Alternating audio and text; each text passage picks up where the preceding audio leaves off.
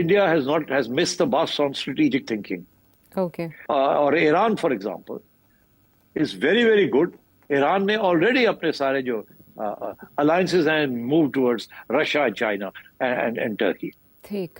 तो मैं ये समझता हूँ कि Pakistan is also in a difficult situation. By the way, Pakistan भी इस वक्त दो कश्तियों में बैठा हुआ है. एक तरफ नॉर्थ के साथ तजारत कर रहा है और दूसरी तरफ हथियार और मॉरल सपोर्ट और लेजिटिमेसी का सपोर्ट साउथ से ले रहा है, बिकॉज वेस्ट उसको ट्रस्ट नहीं करती because of its nuclear program. So Pakistan के लिए भी डिफिकल्टीज है, मगर पाकिस्तान ने एटलीस्ट बेहतर तरीके से इसको इन इश्यूज को कन्फ्रंट कर रहा है, हैंडल कर रहे हैं. अच्छा, तो अब आपका सवाल का जवाब ये है कि साउथ वाले तो सपोर्ट नहीं करेंगे इंडिया को, बिकॉज दे रियलाइज कि इंडिया तो चला गया उधर और वो चाइना के खिलाफ अमेरिका के साथ मिलकर महाज बनाना चाह रहा है और साउथ को लीड कर रहा है. चाइना इस वक्त, not Russia, China is leading the south. तो इसलिए साउथ तो इंडिया को ट्रस्ट नहीं करेगा. और आपने देख ही लिया ये ईरान कॉन्फ्लिक्ट इंडिया का कैसा रोल रहा है. सो इसलिए ईरान भी अब नाराज है इंडिया के साथ. इंडिया अपनी तरफ से नाराजगी इजहार कर रहा है टर्की के खिलाफ और ईरान के खिलाफ एंड सो ऑन, क्योंकि उन्होंने सपोर्ट नहीं किया ये पहलगाम इशू के ऊपर. मगर इंडिया को समझ नहीं आ रही कि वो अब जाएगा तो जाए और जाए कहाँ. इसलिए उन्होंने सारी जो थी उनके अंडे उन्होंने अमेरिका की डोनाल्ड ट्रंप की बास्केट के अंदर रख दिए थे. मगर डोनाल्ड ट्रंप जो है वो ट्रांजैक्शनल आदमी है, वो स्ट्रेटेजिक नहीं सोचता. वो अपना सोच रहा है, वो ट्रांजैक्शंस की तरफ सोच रहा है. वो सोच रहा है कि वो किस तरीके से अपने ट्रांजैक्शंस करे with Russia, with Iran, with Pakistan. ये वो उसको इस चीज की पड़ी हुई है. वो नॉर्थ साउथ नहीं अभी देख रहा. उसको सिर्फ नॉर्थ साउथ में चाइना नजर आता है, उसको सारा साउथ नजर नहीं आता. और चाइना के साथ भी वो तजारत करना चाहता है, लड़ाई झगड़े नहीं करना चाहता. तो इसलिए I think this is the reason why India is being rebuffed everywhere. And India ने साउथ का हिस्सा नहीं बना और नॉर्थ का हिस्सा बन नहीं सकता, बिकॉज रीजन के अंदर इंडिया को कोई मानने के लिए तैयार नहीं है. तो India has no predominant role to play in this region. यहाँ तो होता ना इस रीजन का हेड होता है इस रीजन का, तो फिर वो लोगों को साथ लेके चलता, तो इसकी अहमियत भी होती. अब इंडिया ने जिस तरीके से इसकी मिलिट्री ने पाकिस्तान के खिलाफ कार्रवाई की है वो तो फेल हो गए.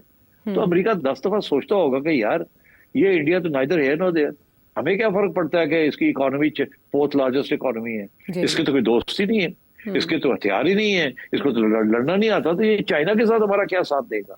ये तो फिर दगाबाजी कर जाएगा, पलट जाएगा. बैठा तो हुआ कॉर्ड के अंदर, मगर actually we can't trust India ये हमारा साथ देगा कि नहीं देगा.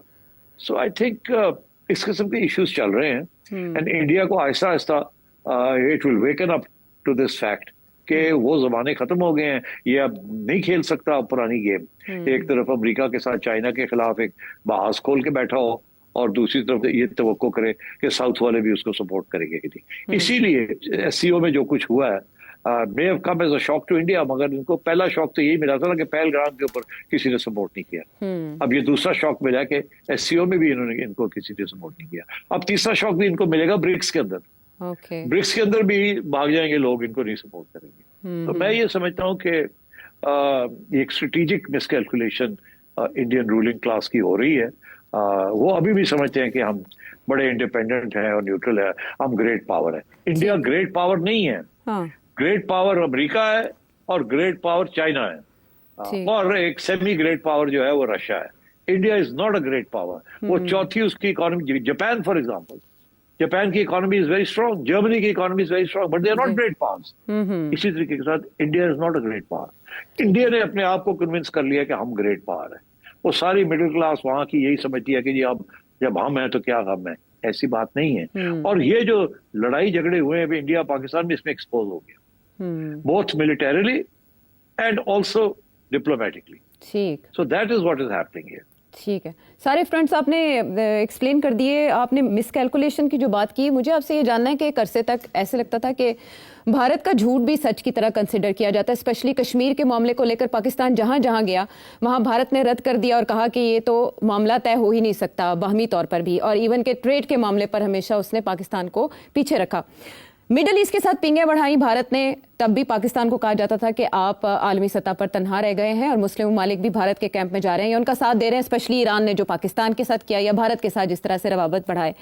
सिट साहब, माशी ताकत होने की वजह से हमेशा भारत को पाकिस्तान की निस्बत वैल्यू दी जाती थी, पाकिस्तान तन्हाई का शिकार कहा जाता था भारत में भी। ऐसी कौन सी केमिकल चेंज आई है, कौन सा ऐसा मकाम था जिस पे भारत की पसपाई हुई? क्या ये मई का जो ऑपरेशन किया उन्होंने सिंदूर, उसके बाद से मामला चेंज हुए या बहुत पहले? नहीं, देखिए, मामला तो शुरू हुआ जब इंडिया ने सोचा कि मैं तो ग्रेट पावर हूं, मैं भी वही काम कर सकता हूं जो बाकी ग्रेट पावर्स करते हैं डिप्लोमेसी में। उससे सबसे पहला जो इन्होंने इनिशिएटिव लिया, वो इन्होंने इनिशिएटिव लिया कि आउटसाइड द बॉर्डर असैसिनेशंस। इन्होंने डेवलप्ड कंट्रीज के अंदर, वेस्टर्न कंट्रीज के अंदर जाके अपनी इंटेलिजेंस एजेंसियों के जरिए अपने मुखालफिन को असैसिनेट किया।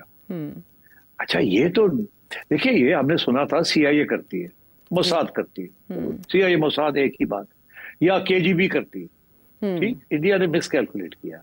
इनका ख्याल था कि ये कर सकते हैं, मगर जब कनाडा ने बड़ी सख्त रवैया इख्तियार किया कि आप नहीं कर सकते, इंडिया वाज शॉक्ड कि यार ये क्या बात हुई। उसके बाद अमेरिका ने प्रोटेस्ट किया, उसके बाद यूके ने प्रोटेस्ट किया, फ्रांस ने प्रोटेस्ट किया, भाई ये क्या कर रहे हैं, आप क्या समझते हैं you can do this? No, ये रूल्स आपको नहीं अप्लाई करते। तो फिर जाके इनको, पहले इनका ख्याल था मसला ही कोई नहीं है, हम कर लेंगे। इन्होंने पाकिस्तान में किया ना, और they got away with it. इनका ये ख्याल था कि अब वहां भी हम कर सकते हैं, बट नो, दे कांट। ठीक। तो आई थिंक ये पहला तो झटका ये लगा कि यार ये, मगर वो झटका बड़ा खतरनाक है ना, क्योंकि लोगों ने कहा यार ये इंडिया क्या कर रहा है, ये तो वो इंडिया नहीं है जो हम समझते थे कि इंडिया है डेमोक्रेटिक एंड पीसफुल। ये तो बड़ा एक अग्रेसिव किस्म का नैरो माइंडेड इंडिया है। और फिर ये जो इंडिया का जो सेकुलर स्टांस है, उसको बीजेपी ने जो तबाह किया है, that has been a very major issue in the west. आहिस्ता आहिस्ता उनको इस बात की समझ आई है। वो नरेंद्र मोदी के साथ तो बड़े इंप्रेस थे कि जी बड़े इकोनॉमिक डेवलपमेंट होगी, ये होगा वो होगा, और इन्वेस्टमेंट हम जाके वहां इंडिया में करेंगे। मगर उसका जो हिंदुत्व का जो सारा एजेंडा है, वेस्ट डजंट लाइक दैट। इसीलिए अब कश्मीर के अंदर भी बातें शुरू हो गई थी वेस्ट के अंदर कि कश्मीर के अंदर ह्यूमन राइट्स का क्या हो रहा है। फिर ये जो माइनॉरिटीज के खिलाफ कानून बनाए हैं उन्होंने, इसके ऊपर भी बड़ी बैकलैश आई है, not just in India but outside India. वो ह्यूमन राइट्स ऑर्गेनाइजेशन जो इंडिया को हमेशा सपोर्ट करती थी, they started talking about these things. तो इंडिया एक डिल्यूजन में कि we are a great power, उस ग्रेट पावर डिल्यूजन में उन्होंने जाके ये हरकतें की है, और उसी डिल्यूजन में इन्होंने हमारे ऊपर अटैक किया है पहलगाम का। वही डिल्यूजन जो कि बैकफायर हो गया है। अब उनको जाके समझ आएगी, मगर क्या do they have the ability to review this whole thing? Narendra Modi is too far gone. वो अब उसको देखे ना, इंडिया के अंदर उसको पूछा कि यार ये अमेरिका ने हमारे साथ क्या किया, तुम तो हमें ले गए हो अमेरिका के कैंप में, तो अमेरिका तो हमें सपोर्ट नहीं कर रहा है, वो तो पाकिस्तान को सपोर्ट कर रहा है, और किसी मुल्क ने इंडिया की हिमायत नहीं की। अगर कोई हिमायत करने वाला था तो अफगानिस्तान था, वो तो उसके गले पड़ जाएगी कि एक country like Afghanistan supporting India. और इसराइल की जो लाइन पिट गई है ऑल ओवर द वर्ल्ड, इसके बहुत सीरियस रिपरकशंस है। तो India is still living in an earlier age. Israel के साथ सेट करके रखो, अमेरिका की गोद में बैठ जाओ और काम चल जाएगा। तो मैं समझता हूँ that's not going to happen. तो इसलिए I think we are faced with, India is faced with a serious situation, and I think India needs to review its foreign policy. मगर उनके लिए बड़े मसले हैं, वो तो अमेरिका के साथ बहुत ज्यादा कमिटेड है इस वक्त। तो दैट आंसर्स योर क्वेश्चन। ठीक है, दो सवालों के मुझे जवाब मिल गए। एक तो ये कि भारत ये गलतियां खप्ते अज़मत में कर रहा है, और दूसरा वो पाकिस्तान दुश्मनी में इतना आगे निकल चुका है कि अब कोर्स करेक्शन की शायद उनके लिए गुंजाइश सियासी तौर पर नहीं रही। और भी बहुत से मामला सवालात उठ रहे हैं, सेठी साहब के सामने रखेंगे। शो में साथ देने का शुक्रिया। पाकिस्तान और भारत के दरमियान जंग के इम्कानात पर एक अरसे से सेठी साहब वार्न करते आए हैं कि इससे खबरदार रहना होगा, और अब उन तज्जियों में जान, उन खबरों में जान पड़ती दिखाई दे रही है कि भारत में एक यात्रा होने जा रही है जिसमें तखरीबकारी का कोई प्लान बन रहा है, जिसका इल्ज़ाम पाकिस्तान पर आयद किया जाएगा, फॉल्स फ्लैग ऑपरेशन, जिसकी तरफ सेठी साहब भी पहले इशारा कर चुके हैं। लेकिन अब ये बात तवातर से की जा रही है, यहाँ तक कि खुरम दस्तगीर साहब ने भी ऐसी बात की। अलबत्ता पानी के मामले पर वो काफ़ी कंसर्न थे। सेठी साहब, मुझे आपसे ये जानना है कि इतने ब्लंडर्स करने के बाद, इतनी मुंह की खाने के बाद भी तिल मिलाकर भारत ऐसी हरकत कर सकता है? देखिए, मैंने जब ये हमला किया था और उसके बाद सीज़फायर हुई थी, तो मैंने ये कहा था कि ये पॉज ही है, ये फिर कुछ ना कुछ करेंगे, बिकॉज ये राउंड हार गए हैं।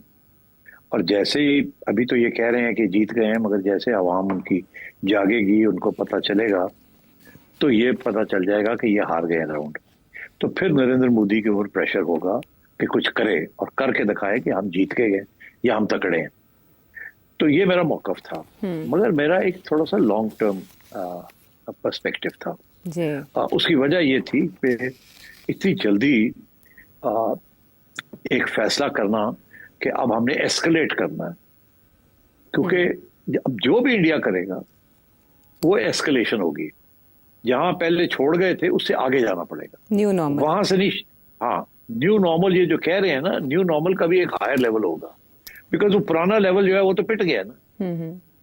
अब कुछ और करना पड़ेगा जो कि ज्यादा हाई लेवल पे होगा, जिसे हम कहेंगे एस्केलेशन। और फिर काउंटर एस्केलेशन भी होगी। एस्केलेशन को काउंटर करने के लिए हमारी तरफ से भी देयर बी बिगर एस्केलेशन। तो इसको सोच समझ के करना पड़ेगा इंडिया को, मगर इंडिया चैन नहीं आएगा नरेंद्र मोदी को।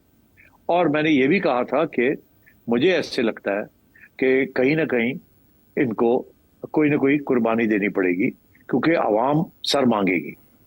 और मेरा ये ख्याल था कि इनका जो फॉरेन मिनिस्टर साहब हैं, जयशंकर साहब, जी। उनको फारग करना पड़ेगा किसी न किसी स्टेज पे, बिकॉज ये सारी फॉरेन पॉलिसी जो है डिवाइस की है, जो ये इसमें इनका बहुत बड़ा रोल है, और वो फेल हो रही है फॉरेन पॉलिसी।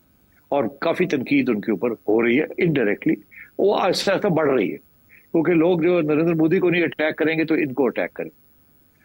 और अब मगर कब करेगा इंडिया और कैसे करेगा, that is those are the big issues. आज अब मैं देख रहा हूं कि पाकिस्तान के अंदर एक डिबेट शुरू हो गई है, एक व्यू पैदा होनी शुरू हो गई है कि हमें अब तैयारी करनी है, इंडिया ने कुछ करना ही करना है।